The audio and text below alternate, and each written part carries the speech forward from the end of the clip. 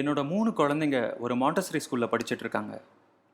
கொஞ்ச நாளைக்கு முன்னாடி என்ன மாதிரி ஒரு பெற்றோர் சொன்னாங்க, சில வருஷமாக மாண்டசரி ஸ்கூலில் படிச்சுட்டு எப்பவும் துருதுருன்னு இருந்த தன்னோட பையனை அவங்களுக்கு வேலை போயிட்டதுனால ஒரு சாதாரண இலவச பள்ளிக்கூடத்தில் சேர்க்க வேண்டியதாயிடுச்சுன்னு. ஒவ்வொரு நாளும் அவங்க பையன் படிக்கிற புது ஸ்கூலோட பஸ் ஸ்டாப்லேருந்து அவனை கூட்டிகிட்டு வரும்போதெல்லாம் ஒரு விஷயத்தை மெதுவாக கவனிச்சாங்க.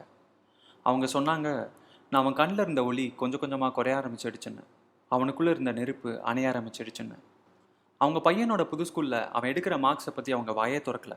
அவனுக்கு சொல்லிக் கொடுக்குற டீச்சர்ஸ் கிளாஸ் நடத்த தகுதியானவங்களா, அவன் கிளாஸில் எத்தனை பசங்க, படிப்பை தவிர வேறு என்னெல்லாம் சொல்லிக் கொடுக்குறாங்கன்னு, எதிர்காலத்தில் சைனாவோட எப்படி போட்டி போட போகிறான், இந்தியாவோட மொத்த உள்நாட்டு உற்பத்தி ஏறுதே, இதை பற்றிலாம் கூட அவங்க கவலைப்படலை. அவங்க சொன்னதெல்லாம் அவனுக்குள்ளே இருக்க நெருப்பு அணிஞ்சிட்ருக்கு குறைஞ்சிட்ருக்குன்னு மட்டும்தான். ஒவ்வொரு குழந்தைகிட்டையும் நான் நிறையா கற்றுக்கணும், வளரணும், படிக்கணும்னு ஒரு ஆர்வம் கண்டிப்பாக இருக்கும். என்னை பொறுத்த வரைக்கும் அந்த ஆர்வத்தையும் அவங்களுக்குள்ளே இருக்க நெருப்பையும் அணைய விடாமல் அதை இன்னும் அதிகப்படுத்துறது தான் ஒரு மாண்டசரி ஸ்கூலுக்கும் வழக்கமான ஸ்கூலுக்கும் இருக்க பெரிய வித்தியாசமாக நினைக்கிறேன். வழக்கமாக ஸ்கூலில் குழந்தைங்க படிக்கிறதுக்கு 100க்கு 100 மார்க், கோல்ட் ஸ்டார்ஸ், ஏ கிரேட், மெடல், கிஃப்ட் இதெல்லாம் தான் வேணும்னு நினைக்கிறாங்க. அவங்க ஒழுங்காக படிக்கலைன்னா தண்டனையும் கொடுக்குறாங்க. மார்க் கம்மியாக போடுறது, பிரின்சிபல் ரூம்க்கு அனுப்புறது, திட்டுறது, இந்த மாதிரி. இதே மாண்டசரி ஸ்கூலில் பார்த்தீங்கன்னா அப்படியே ஆப்போசிட்டாக யோசிக்கிறாங்க. குழந்தைங்க படிக்கிறதுக்கு அவங்கள கட்டாயப்படுத்தணும்னு அவசியமே இல்லை. எந்த ஒரு குழந்தையும் கிண்டர் கார்டன் போகிறதுக்கு முன்னாடி என்னெல்லாம் பண்ணியிருப்பாங்கன்னு யோசிச்சு பாருங்களேன். அவங்க எல்லாத்தையும் தொட்டு பார்ப்பாங்க, கையில் எடுப்பாங்க, திருப்பி போடுவாங்க, கடிப்பாங்க. அவங்களோட முதல் கிளாஸ் ரூம்குள்ளே அவங்க கால் எடுத்து வைக்கிறதுக்கு முன்னாடி அவங்க நிற்க கற்றுட்ருக்காங்க, நடக்க பழகியிருக்காங்க, தண்ணியில் நீந்துறது, நம்பர் சென்றது, பாட்டு பாடுறது, சைக்கிள் ஓட்டுறது, கதை சொல்கிறது, ஜோக் அடிக்கிறது, ஏன் சில குழந்தைங்க புக்ஸ் கூட படிக்க ஆரம்பிச்சிருப்பாங்க. நல்ல எனர்ஜியும் ஈடுபாட்டோட இவ்வளோ விஷயங்களை சாதித்த குழந்தைங்க 12 வயசு ஆனதும் டீச்சர் எங்களுக்கு இதில் மார்க் இருக்கா, இந்த கொஸ்டின் எக்ஸாமுக்கு வருமானு மாறிடுறாங்க. 6 வயசுல இருந்த அவங்களோட நெருப்பு அதுவாக அணைஞ்சு போகல, நாம தான் அணைச்சிட்டோம். இதுக்கு அப்படியே நேர் எதிராக மாண்டசரி ஸ்கூலில் இந்த நெருப்பை கொழுந்து விட்டு எரிய விடுறாங்க.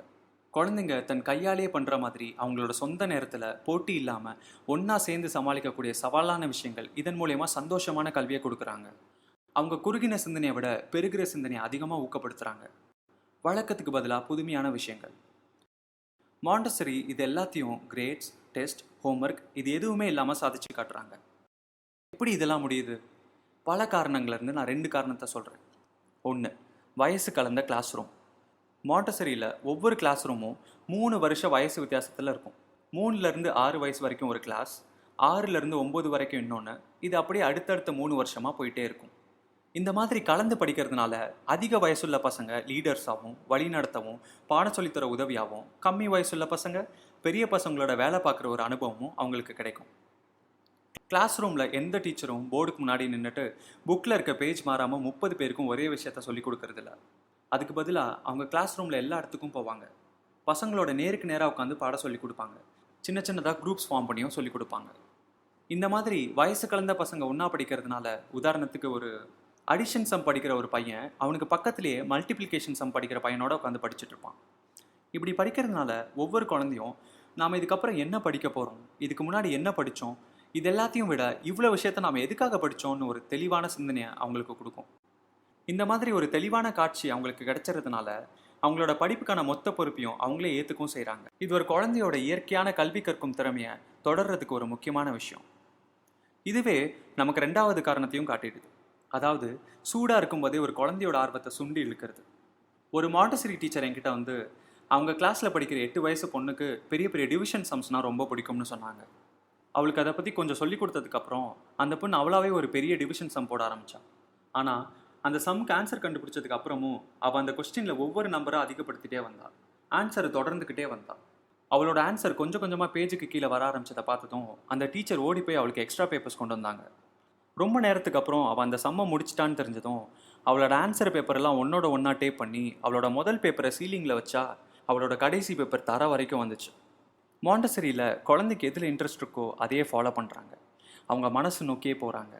அது எவ்வளோ வேகமாக இருந்தாலும், மற்ற பசங்க என்ன பண்ணிட்டு இருந்தாலும் அதை பற்றி கவலைப்படாமல். உங்களால் யோசிச்சு பார்க்க முடியுதா?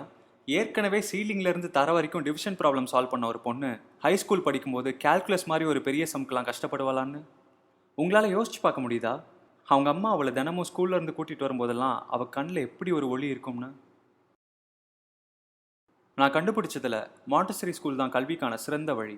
மாண்டசரி மூலியமாக மட்டும்தான் குழந்தைங்க சந்தோஷமாகவும் சிறந்த முறையிலும் சுதந்திரம், பொறுப்பு, தனி மனித ஒழுக்கம், தலைமை பொறுப்பு, திறனுள்ள கல்வி, இது எல்லாத்தையும் விட முக்கியமாக அவங்க வாழ்க்கை பூரா படிக்கணும், கற்றுக்கணும்னு இருக்க அவங்களோட ஆசை, இதெல்லாம் கற்றுக்க முடியும். இதெல்லாம் தெரிஞ்சுக்க நீங்களாம் இப்போவே ஒரு மாண்டசரி கிளாஸ் ரூமுக்கு போங்க.